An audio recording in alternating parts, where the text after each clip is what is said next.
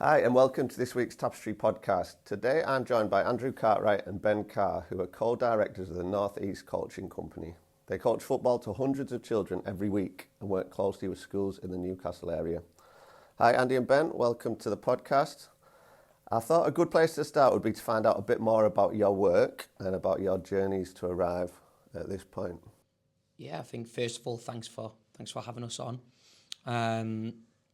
Ben and I first met when we were both at Sunderland. I was a player at the time and Ben was doing some analysis stuff. So my journey to kind of where we're at now is I played professionally at Sunderland, then kind of got to about 21 and was released. Kind of didn't think that I had what it took to play in the Premier League, so looked into other options, and the option that I took was going to play semi-professional, go to university, and start coaching in the academy with Ben. Did that for 3 or 4 years, and then when I finished my degree, I took a job out in Australia, delivering endless amount of hours on the grass, just learning loads and loads about coaching and how to deal with children and what worked and what didn't work, and made loads of mistakes. And then came home and set up my own coaching company, and then that's rolled into Ben and I setting something up as well, which is for probably more advanced players. So that's my journey. Mine's completely different. So I started coaching when I was about 15. I took my first grassroots team, my brother's grassroots team. So started doing that, was very, very average at playing, but loved coaching. So started when I was really young, went to college, started my own coaching business, doing some PPA cover around primary schools, etc. But always had this burning desire to push myself as a coach. So moved up to the North East to go to university, and that's to do a degree in applied coaching sciences. Started working at Newcastle, was there for a number of years part-time and then full-time within the foundation and then in the academy. And then I moved to Sunderland where I'm at Andy. So through those periods at Newcastle and going to Sunderland, I was coaching all the way through, but I took a number of internships, one around analysis, one around strength and conditioning. So to give me a wider picture of holistic player development and what's needed from every aspect of from the player and when they're going through their journey. When I went to Sunderland, I went as lead academy analyst, but also coaching at the same time, and then that rolled quickly into going full time on the academy team. And then flitted between Newcastle and Sunderland a couple of times before eventually leaving academy football after over a decade. Went to actually do my teacher training. So I went back to university and did a primary PE skit, which was great. Not so great in the year that you get married. It was pretty busy, but fantastic. And Andy and me was always discussing around like what was next, and realised that going into teaching full time probably wasn't it, and led us on to creating Any Coaching Co. and working alongside Andy in his business, and loving the fact that we're able to work with so many young people now in the North East and helping them develop. So do you think your quite different journeys complement each other, really, sort of the different stuff you're bringing to the table? Yeah, I think so. I think obviously mine, we were both in academy football, which is a lot of people's, the top level of kids football, which was great. But then I think my journey took me with being in Australia down the private sector route and really understanding what it requires for the kids to have a really good time and to want to come back. I think that probably gave me that understanding alongside other kind of nuances in the sense of like how to run sessions from the background side. So like booking venues, organisation, dealing with parents, that kind of thing. And I think probably Ben's understanding of teaching and learning as well through his teacher training has definitely helped us out as well, isn't it? Yeah, I think so. I think it's when you're working in an organisation, you're working in collaboration with someone. I think it's advantageous to have people that have a different skill set, and me and Andy probably definitely have different skill sets, but I think fundamentally we both probably believe in the same thing around how to work with young people and how we'd want that to look and how we would want the young people to feel when they leave our sessions. We're going to touch on some of that as we're having this conversation, but what would you say then are your principles or values that sort of underpin the work that you do across the week with the young children and young adults as well? Yeah, I think my first main thing is are they enjoying the sessions? That's got to be the underpinning value and thought process at all times, in making sure that the kids are loving what they're doing, they want to come back, and because I think that, like you say, you can ask children to do all sorts, but you need to first build that relationship with them, and kind of learning as much as possible about them, names, where they go to school, what their hobbies are, all that kind of thing. If you can get that and build that relationship, I think that underpins. And if you came to watch our coaching sessions, whether that is little 2, 3, 4-year-olds, whether that is our 15-year-olds who are pushing to get into academy football, all the way through, that's probably the underpinning consistent message that you see across all the sessions. So for me, that's the biggest thing is, are they turning up excited to be there, and are they leaving wishing that the session had continued? I think from mine, so probably some like more personal things. I remember being at secondary school and a teacher, Martin Lakin, who was our PE teacher, always used to say that the motto that came with the school that I was at was all the teachers are in loco parentis, like Latin for like they're your parent at that particular time. And I think that that's always stuck with me, that at that particular time when that young person's with you, even if their parents are 25 yards away on the side of the pitch, like you're their parent, like you're having a massive influence, and we spoke a few years ago, me and Andy, and sort of coined a phrase like we're hijacking their hobby really. So I think that's like always stuck with me, that like at that period of time, I'm their parent, I'm having an influence on them. So, you know, how I conduct myself is really, really important, and how the coaches conduct themselves.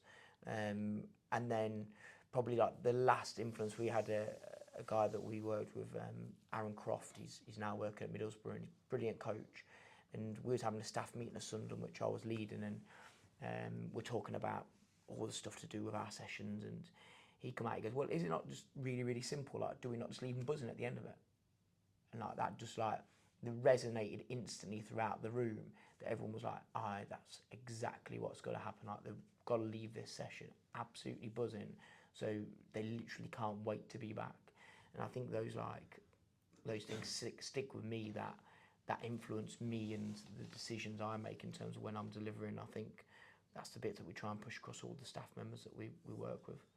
I think there's so much like commonality from what you're talking about, football coaching realistically, but with sort of my experience of working in schools and in earlier settings and stuff, you've sort of hit the nail on the head with the engagement bit, and then the sort of, well, what am I actually doing here in terms of how am I bringing these children on? And for me, that's the all important. Like, if you can engage those children, you're in a position then to deliver and to further their understanding of whatever aspect we're talking about, whether we're talking about maths or we're talking about communicating or whatever it might be. But in your scenario, we're talking about football. But and having seen you both at work, like, it's so clear and obvious that link to sort of education, really, sort of what you're doing to get that engagement to therefore further these children. But the key ingredient initially sort of has to be that engagement and enjoyment of the sessions.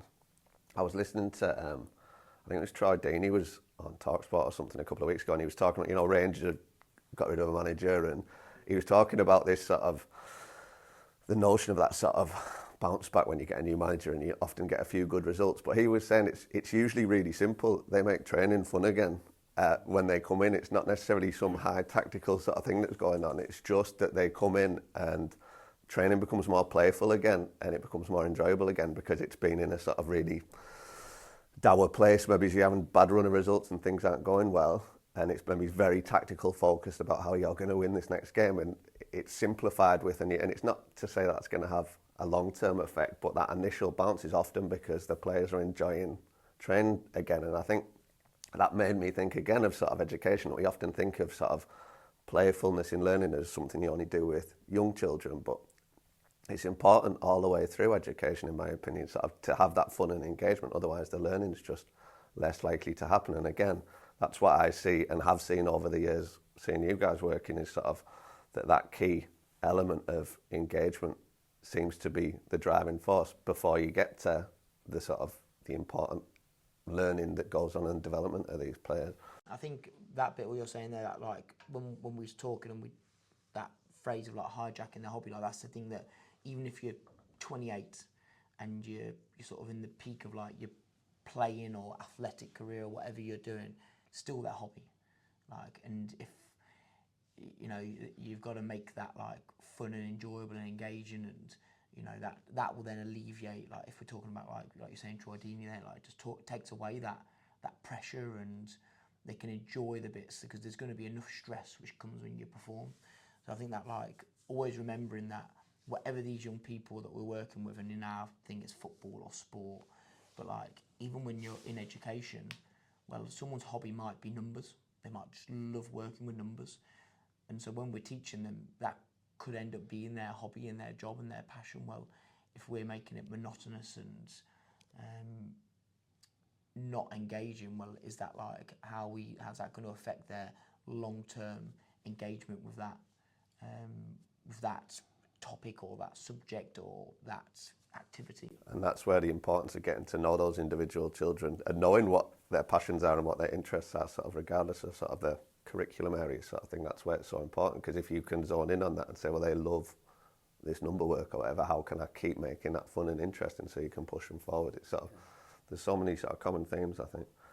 Andy, you mentioned that you run football sessions for 2-3-year-olds, which I'm sure is entertaining. Grateful. What do you think our priorities should be? There's a lot of people who'll be listening who are working with under 5, sort of when it comes to developing children's physical skills, and how can we enable learning effectively for those children, those very young children? So I think when you come and watch, if you came to watch our sessions, we call it adventure football for that age. So it's about 2 to, there's probably some 4 or 5-year-olds, definitely 4-year-olds, maybe a couple of 5-year-olds at the top end.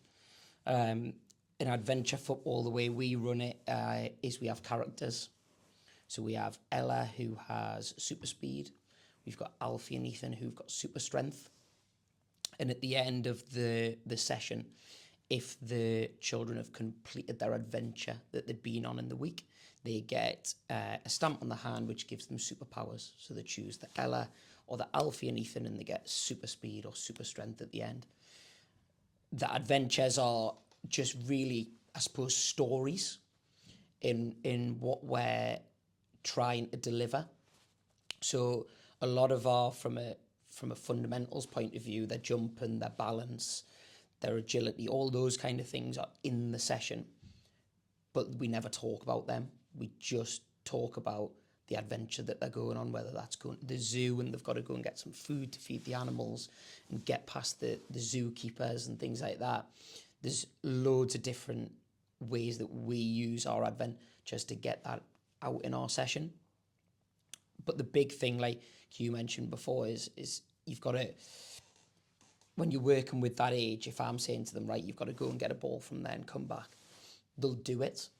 But if you say that they've got to feed the animals and they're going and grabbing some food and they're on their way back to the zoo and they're going to get their superpowers at the end, again, it just hooks them into what you're trying to get out of your session. And I think for us is the only thing that ever really holds you back in that environment, your creativity. We've got a big book, their adventure book, that they look in every week when they get there and see which adventure they're going to go on. And it changes all the time depending on what we want out of the session. And again, it's just that hooking the kids in, using that playfulness and storytelling to get all those fundamental movements that we're looking for out in the programme. And I think once then they get a little bit older, we start to kind of take away the adventure side, but also we still have that playfulness and storytelling in our sessions. So yeah, I think I've probably gone off the question that you asked, but that's really where we pitch that age group, and that's how we kind of design that program. And at the moment, it's really popular and it works really well. It's sort of not surprising that it works well, because you're harnessing that imagination and creativity, like you're saying. And a word you use there, I think, again, I keep going back to my sort of education background, hooking. Like, if you can hook, what's the hook? Like, for any child, like, what's their hook? Like, how are you gonna connect with them and finding that hook?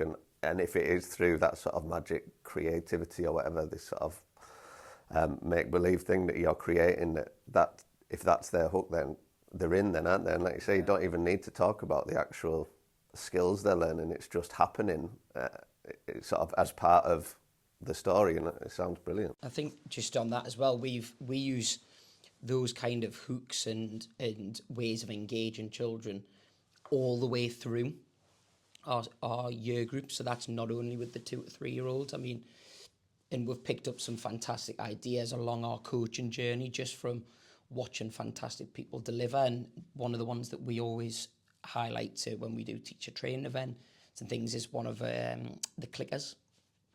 So like we all know it as counting people into nightclubs, and the bouncers stand there and click you in as you go in, but we use that as whether that is behaviour, whether that's because we want good listening. So I might go into a school, for example, if I've got year 1, 2, 3, 4, and I've got a class of each, then I'll say, anytime I ask you to freeze, or anytime I blow the whistle, or anytime I ask you to come in, if you do it, I'll give you 3 seconds, and then I'm going to start clicking, and I'm going to start giving you points.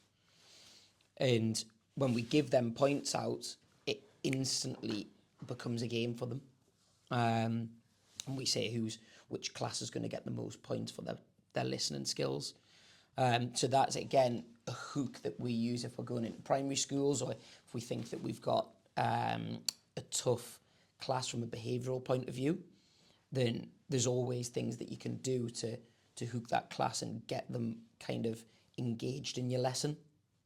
But that's definitely one of the most popular ones. And when you go around, you give the child eye contact, they hear the little click, and instantly they know they're getting a point for their class. So that works really, really well, and it's one of the most popular things that I've seen in my coaching journey, that I've then stolen and used. And when we show teachers, it works every time. We did one in a primary school recently where we delivered that to the teacher, showed it how to use it, and he then adapted that and used it in his class. And when I walked into the school, they were walking through the school and he was turning around, all the kids were freezing silent, and he was giving them points, which was funny to see it in action. But yeah, using those hooks, whether that be adventures, superpowers, games, whatever it is so important. I think just on the point of what you're wanting to develop and what you want to see from delivery is that the acceptance of not having control and having activity. So I think that my pet gripe when I see what session is being delivered is inactivity, which sounds mad to think really, but when you're working at those real fundamental core like skill development ages, and you've got 2, 3, 4 year olds that are desperate to move, and we're living in a sedentary world. We're living in a world where we want people to just be sitting and the screens, etc., etc. So when they've got that opportunity to be involved in a session, because play isn't the same as what it used to be. There's the world that I grew up in 20 years ago isn't the same as the young people now. So they've got this chance to be free. Well, actually, like the stories that Andy used, which my little girl's been involved in, is they're just moving. and it's an acceptance from the coach that you're not going to have complete control. And something which Andy talks about a lot when we do our CPD stuff with people, between like control and chaos, and how you go up and down that scale of when I'm under control and when we're working in chaos. And when you're working with 2-year-olds and 3-year-olds and 4-year-olds, you're in chaos because you're living in their world, and their world is constantly changing, constantly adapting. And I think it's accepting not having control and getting them to move.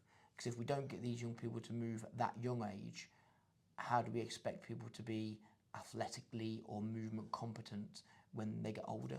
Because you can't develop it if you don't have it. You're fighting against the tide, and when we're looking at an inactive nation and world, and a world which is struggling with the things which it has around obesity and stuff, well, if we don't conquer and get them moving now, then it's going to be really hard when they're later in their journey and hitting their teens and then become adults.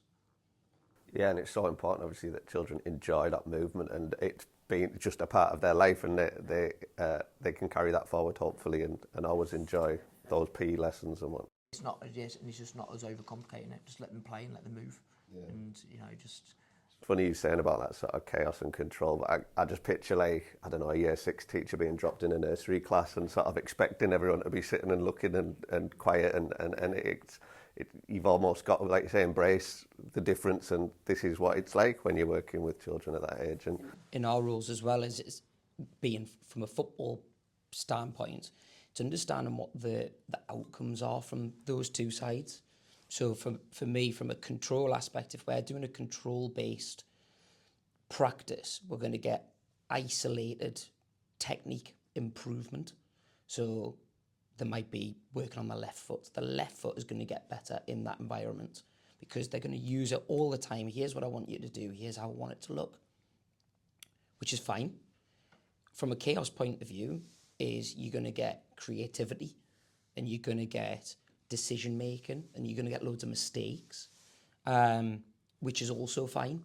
And it's finding, like Ben said, where you find each activity that you're delivering on that scale. So there'll be activities that I deliver that probably sit in a control space because I want them to improve on this one specific thing. Then there'll be an activity that I'll deliver in the chaotic space because I want them to make loads of mistakes. I want them to have to find a solution. I want them to be creative. And again, from my side is understanding what's going to come with that. So in that space, I'm probably in the chaotic area, I'm probably going to end up with maybe high emotions. I'm going to then possibly have to help them support their emotions. I might possibly have to deal with behavioural issues because their emotions are going to be high and the environment so crazy that then I might have to say, oh, come here, I need to chat with you just to regulate them a little bit. Whereas in the control side, you're probably not going to have as much of that. So it's just understanding when you're planning a practice or planning a game from our point of view, is that what the outcomes are going to be and what's going to be required of you as a coach to kind of meet those outcomes, really.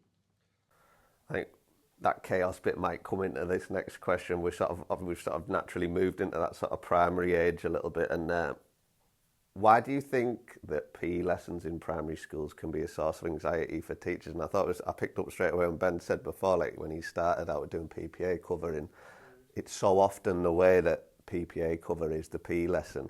And from my experience working in primary schools, that's sort of a celebrated thing, that's the one lesson I wanted to dodge this week, and it's not everyone, but I would say from my experience, the majority of teachers are pretty happy about that arrangement in a primary school, and that's purely on my experience that I'm saying. Why do you think that is? Do you think it links to that chaos thing and control? I think from being in that space of covering PPA cover when I was younger and starting out and then going through and dropping into to go and do my degree and then going into the more elite-ish side of sport and then coming back to do my my teacher training, those 14 years in between feels like to me that nothing's changed. It's just a constant vicious cycle of PE not being enjoyable for the vast majority, and then the people that become teachers from that cohort that probably haven't had a good experience then fear it, so then they don't want to deliver it or upskill, or they bring in people that aren't skilled deliverers. They just find someone that can deliver PPA cover. So it's that. Just I find it that. So I think we're in like a vicious cycle with PE of non-skilled delivery, bad experiences. Then that cycle would just continue. And I think that there's like a historical, thing of regimented teaching or bad experience because I'm not the sports person, and then because of that you end up with this, it's a vicious cycle. And I feel like because of the way that primary school curriculum and delivery is set up, that as a teacher, and I went back to do a PE skit and got told very quickly by a head teacher that don't worry too much about, even though you're doing a PE skit, don't worry about the PE bit because I need you to teach maths and English really well because that's what I'm judged on. That is where the teachers are straight away under pressure because they've been in that vicious cycle, and then they're being told that, hey, PE isn't that important. Like, we know it's important, but for me and my outcomes and my Ofsted inspection and blah, blah, blah, blah, blah, and my SATs results, it isn't important. But I think that when we're looking at the nation that and the world that we've evolved into, stats are 60% of people are obese or overweight compared to 15-60% of people that have got poor literacy skills. I think that this needs to suddenly be a lot higher up than us sat here talking about it, really high up. That there needs to be a rebalancing of what. So it's around priorities really for sort of on a national, but also individual school level, how important PE is viewed by leadership in an individual school. My daughter's in it now and she's at a fantastic school, but the first thing that disappears each week when the pressure's on and, something needs to be fitted in because it's either an assembly or a play or something like that, the first thing that goes is PE. So I think that, sorry, it's me getting on my high horse now around primary PE, but I feel like is there's a lack of priority for it, then there's a lack of training. So I was doing my skits and getting loads of PE stuff, and I was in a school with someone else that was doing a skit but not a primary PE, and they did a week of PE training. And for me, PE sits, when I the more and more think about it, PE sits outside of the national curriculum.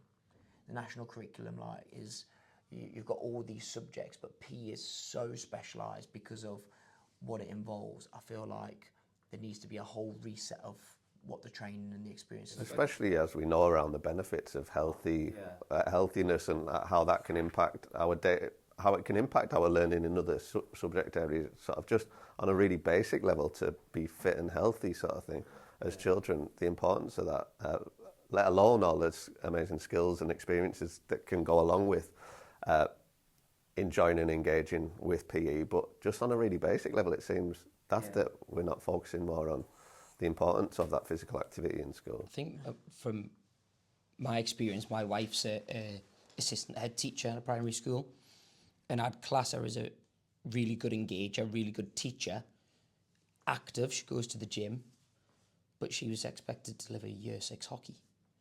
And the conversation we had was, can you help us plan a year 6 hockey lesson? There was no support.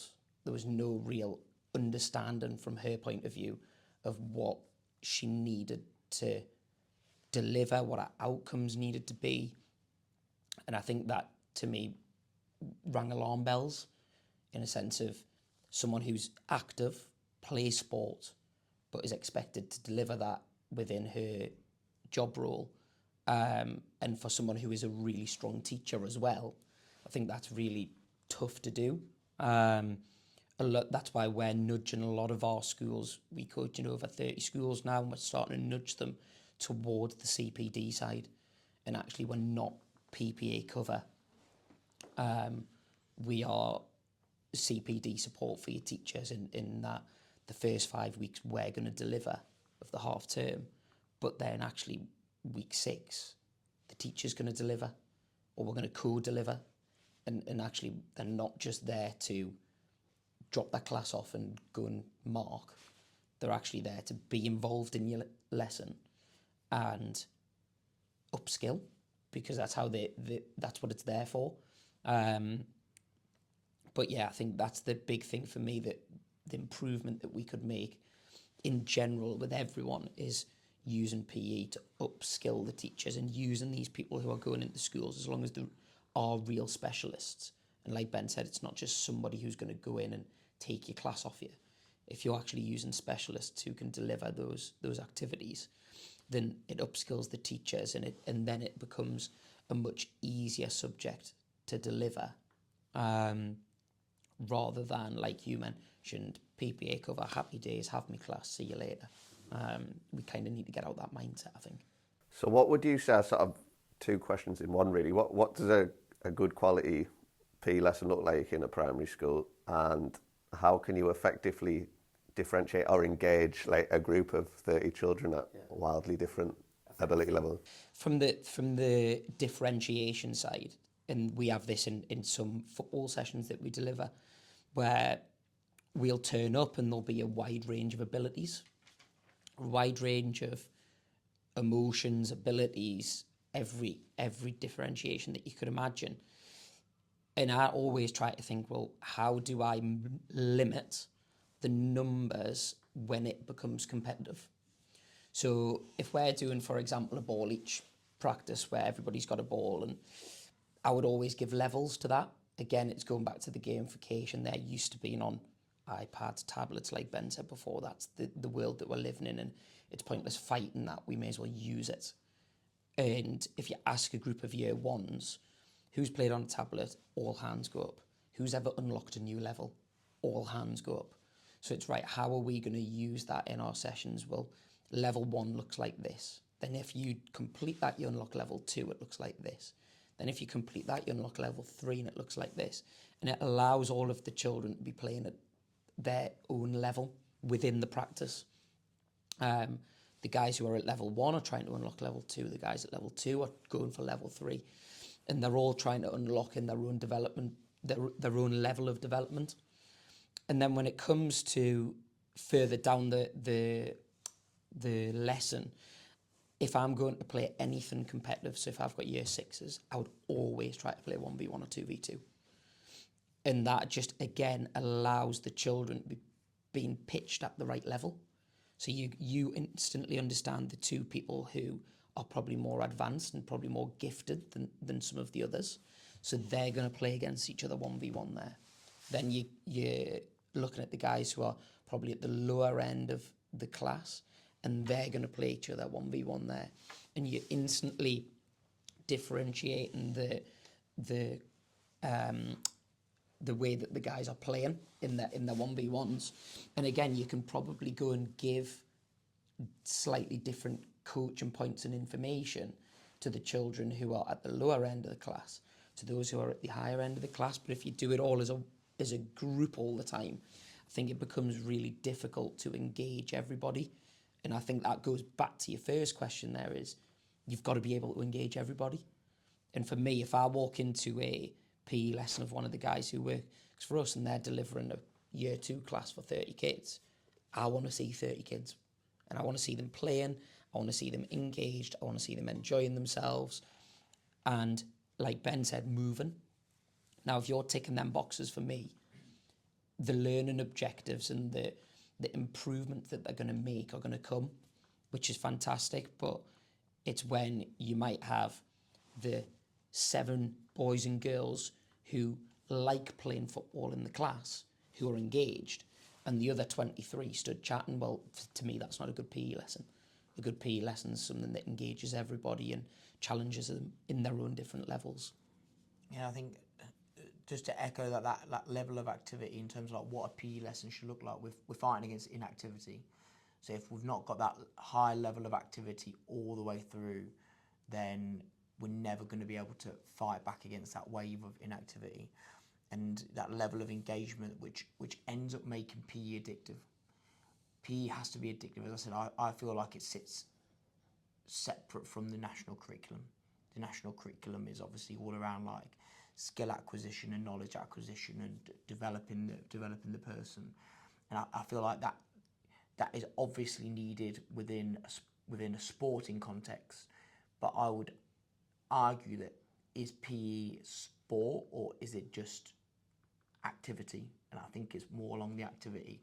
Like people might say it's like semantics, but I think that if we look at, like Andy said about his wife Ruth, that you have to do a year 6 block of hockey. Well, that might be someone will go, oh, you need to do that because you don't know where your next GB hockey player is going to come from, and you might well get one which might take up hockey because of it. But what is the outcomes like in that hockey lesson? Are you going to be able to develop people that want to stay active? Well, maybe not. So I feel like the curriculum that we've got is so, the teacher's like, I've got 6 weeks of hockey, I've got 6 weeks of basketball, I've got 6, no, let's just make it engaging and active. And you might, one week you might do a little bit of hockey, but that hockey's mixed in with some basketball or football, and you're just making games and making something which is engaging and active. And the skill acquisition, if it's delivered really skillfully, will happen as a byproduct. You know, we're asking a non-skilled workforce to deliver skills which a skilled workforce would find hard. So I went to do my PE skit and I had to deliver a block of hockey. At school, hockey was my least favourite sport. Even someone that loves sport more than anything else, I hated hockey. I dreaded hockey. But I had to practice the techniques to be able to deliver them. So if you've got someone that is a less skilled or less competent athlete, how are you expecting them to? So why at PE, why in primary school if we haven't got those athletic people delivering, and I'm probably being very generalist, but people that maybe are less skilled maybe, why are we putting them under that pressure? So I think that level of activity, level of engagement, and it being purely addictive that they can't wait to go. And I feel like our curriculum maybe doesn't allow for that to come about at this current. That's really interesting because it's like that probably taking place in 95% of primary schools across the UK. Like, this is what you're teaching this term in PE, and yeah, I mean, again, often I come back to the early years, but it's about trusting the process of that, get that engagement, get that interest, and we don't need to specifically be teaching a topic this half term necessarily. It's just it's not necessary to develop the learning and skills to have sort of, this is your 6 week block and we're going to be just focusing on springtime or whatever, you know, or just on hockey. It is limiting, isn't it, when you say it out like that, especially when it comes to, oh my God, I can't play hockey, how am I possibly going to teach 30 children? If we're, you know, unless there's going to be a complete radical change where you're going to have specialists that have the physical competencies to teach it, I don't understand why it's needed. And when you're working at such a broad spectrum of young people, some that might be, you know, it might be your son which is really, really competent and has ability within certain sports, and somebody which has no interest. So why are we expecting them all to be the same? Why can't PE just be our vehicle to make people active and enjoy moving? And I think that's the bit which I feel like, because we don't have a skilled workforce delivering it, and I feel like it sits outside the national curriculum, that again we just end up in that vicious cycle. We end up in that vicious cycle of there. Now that might change when you get to secondary school, but unfortunately the damage is already done for the vast majority. And you know, we're at a high school where we run a football academy here at Burnside, and it's great because we're getting young, like-minded individuals who want to come and play football.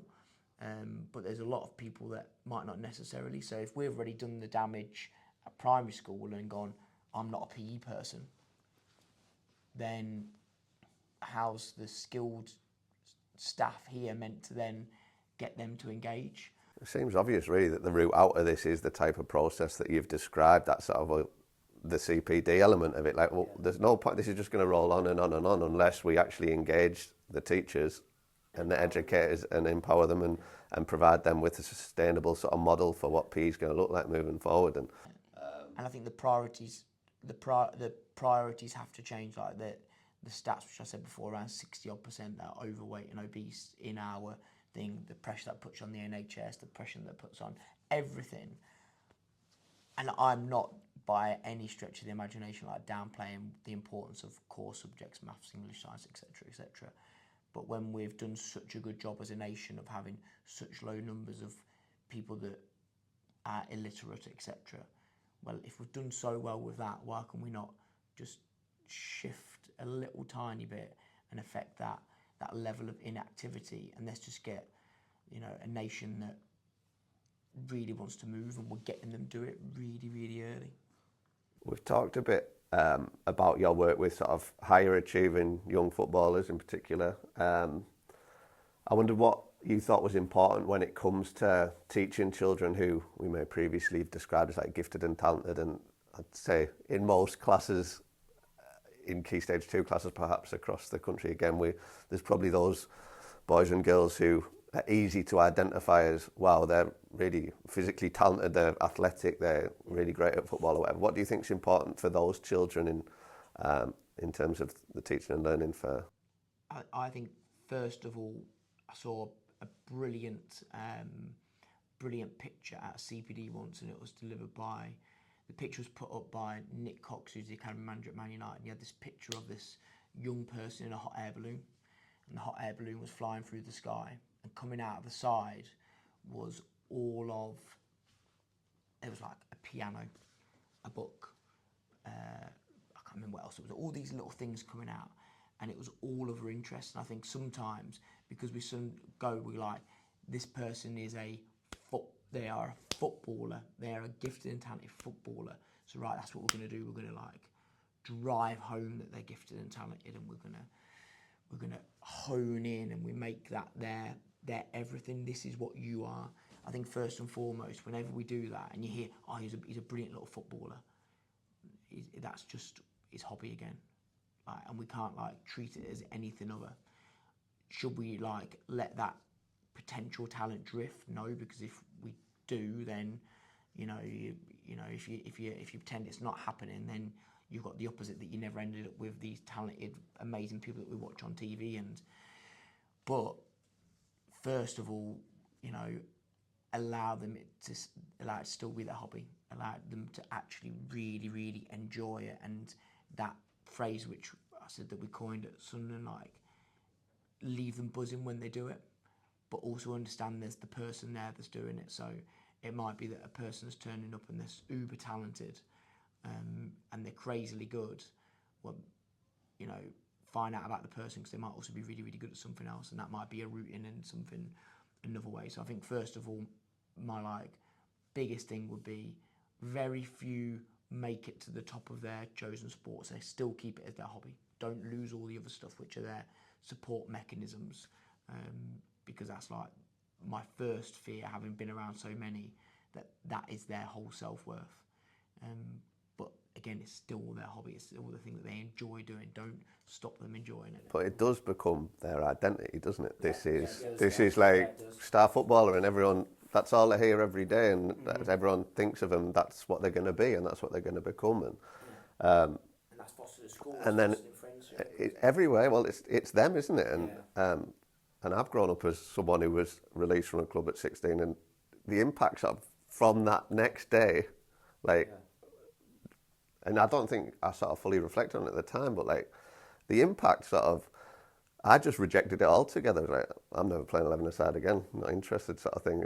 It sort of having for the previous 8 years, every single day of my life, thought, that's what I'm going to do. That's what I'm going to do. That's what I'm going to do. You've rejected it straight away. So I think that'll be my like first thing, is just remember that they're still young people. Keep it as their hobby. Leave them like absolutely buzzing every single time they do it, but understand it's still their hobby. But I think, as I said, you still can't shy away from the fact that they've got potential talent, and there should never be a limitation on what any young person can achieve.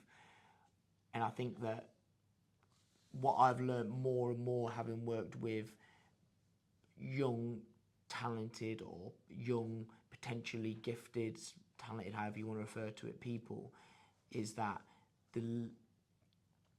using that to help develop their character is such a powerful thing.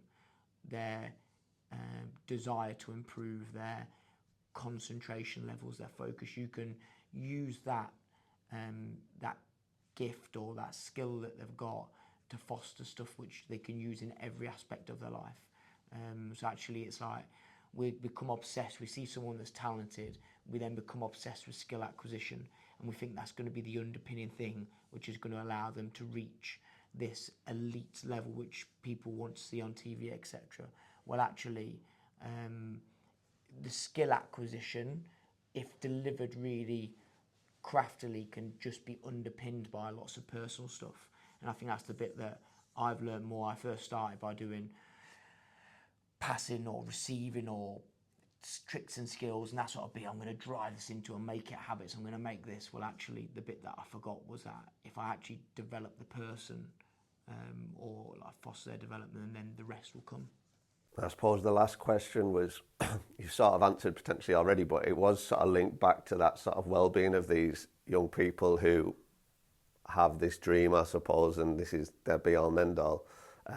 How can we sort of prepare them, I suppose, for potential disappointment? And as you've mentioned, like the stats it's nuts, the stats of how many children who are in academies up until 16, 17 and don't make it into professional football. But how can we sort of prepare them for that and ensure, and I love that sort of notion of not losing the hobby, how can we ensure that they are prepared for the next stage in their own sort of growth and development that might be outside of football? I think Ben said really well before was that, like, not allowing it to be their identity. It can't just be that it's Ben Carr who's the footballer or Ben Carr who's the person who's going to be a footballer. I think that is a big thing to kind of change a mindset on for young people, which is a hard thing to do because it's outside influences who probably say that about the individuals, but also just supporting them from having consistent messaging from everybody who has that influence. Obviously, when we see the children who we coach, it's probably just reiterating the good values and good messages rather than this is what it takes to be a footballer, this is what you need to be, this is what's going to be a footballer, and just kind of reiterating, well, actually, are we improving them as people, like Ben mentioned before? Are we improving their resilience? Are we improving their desire? All those kind of things, the aspiration. And listen, it's never going to be an easy thing when, say, for example, the situation you mentioned before where you've got a child who goes up to 16 and gets released from a professional club. That's never, ever going to be an easy transition. But I suppose supporting them through that and making sure that they, as that journey's going up towards 16, is that there's a lot of framework and scaffolding around, like, right, what's next? What else are you taking up? What else are you using? Because some people have it in their parents where the parents will promote that. I was really lucky that my dad really promoted, right, but what would be next? What's going to be next for you? If it doesn't happen, what's going to be next? Some people don't have that. So I think it comes from, in that situation, the clubs, we can help as people who, I suppose, they trust. But yeah, just understanding and making sure everybody is aware of them statistics as well. I think that the bit that everyone forgets is that the support network needs support. So, and the support network, you know, if we talk about the places where we've been, so whether that's like in a Category 1 academies, and you've got the support network, which is mum and dad are getting influences from all these different angles. Oh, they're in the pub on a weekend and having a glass of wine, and your lad's brilliant. Oh, yeah, he is, honestly. And then suddenly that also becomes their identity.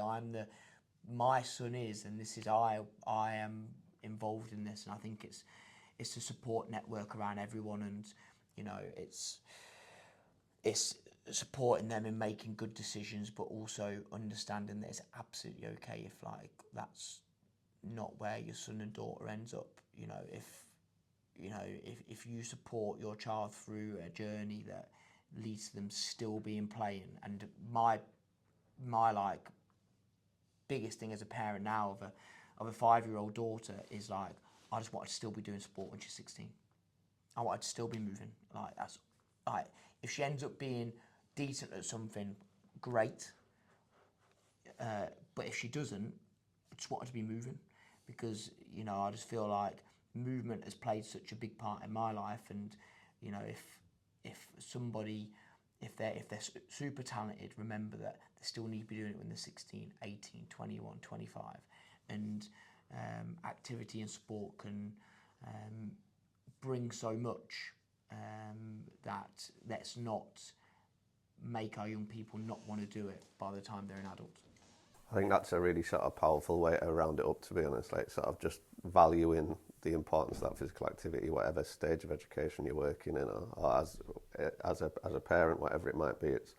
It's just hugely significant to sort of have that value on it. And there's so many threads we've talked about today that I think come in and out of physical development. The ideas that I've sort of brought back into sort of education around that sort of engagement and fun, and then developing the learning. I think it's been a really useful chat, so thank you very much for joining us today. No problems. Thanks for having us.